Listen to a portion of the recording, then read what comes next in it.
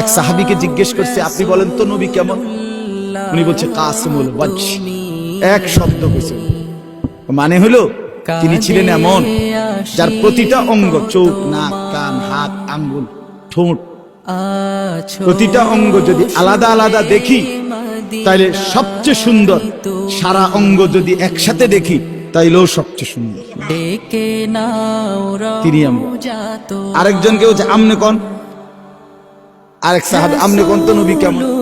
উনি বলতেছে আমি কইতাম না, তিনি ছিলেন এমন ওয়াসিমুল ওয়াজহ, তিনি ছিলেন এমন যাকে একবার দেখলে আবার দেখতে মন চায়, দ্বিতীয়বার দেখলে প্রথমবারের চাইতে আরো সুন্দর মনে হয়, যত তারে দেখি তত আরো সুন্দর লাগে।